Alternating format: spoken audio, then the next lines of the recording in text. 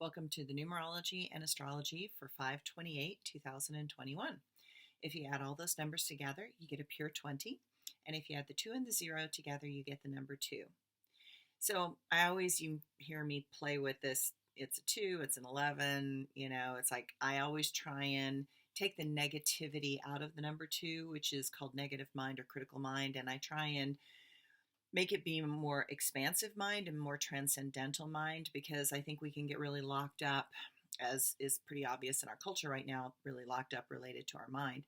So the number 2 stimulates the mind as we all learn to embrace a new and troubled world.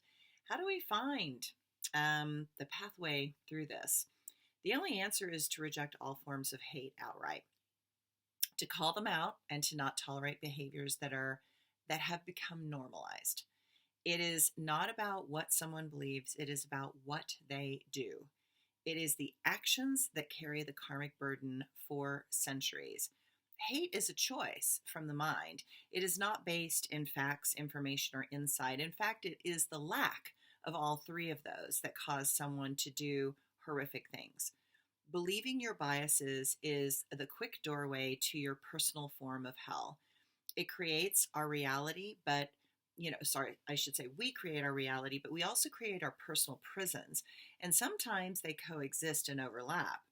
Look at where the mind works against the laws and rules of this world. I am not talking about the laws and rules of man. They are flawed, twisted, and used to control certain groups. The laws of this world are also about the demand for balance. Things that take too much must be reined in forcefully if needed. Clearly, we have been having a tough time. Clearly, the universe is requiring us to make changes, and we are being forced to take a very hard look and a harsh look at what we have created in our own world. Any rational mind can see that something is terribly out of balance, and we do not know what it will take to bring it back into a more sane and life-affirming place.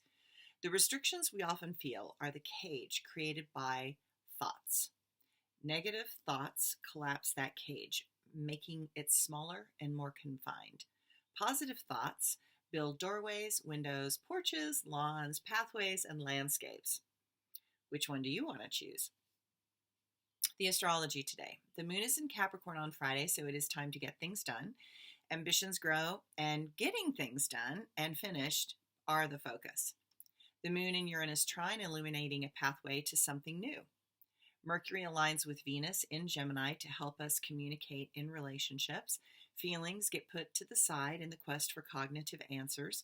Analyze what we feel with the intention to get a new agreement and have it help us combine forces in a more constructive way. Mercury is about to turn retrograde, so expect many things to be altered in ways that allow for something to emerge that has been waiting a very long time to arrive. This is a very social weekend filled with connection and communication with those whom we feel at ease with. Family and friends are available to connect with, and such moments have meaning that can last a very long time. Mental discipline seems distant and hard to come by. It is pleasant but distracting. Cooperate for the sake of harmony. While we may feel as if we are going deep, it is important to take this time to dance lightly on the surface of the emotional waters. My quote for today: believing your biases is the quick doorway into your personal form of hell. And my blog for today. I saw this quote today, and it says it all. Your excuses are just the lies your fears have sold you, by Robin Sharma. I love that phrase because it's so true. I have noticed that those that make up stories in order to justify an excuse are often terrified and afraid to change. They don't want to say that they are afraid, so they come up with preposterous reasons that are not based in any fact or reality as their excuse for why they cannot do a particular thing. When the truth is always obvious and blaring, they are just scared, actually terrified. Anyone can feel when an excuse is an avoidance of facing the reality presenting, or when they need to face their own fear instead of blame another or make up some fallacy so others do not push. Truth pushes us. Truth is pushing us now.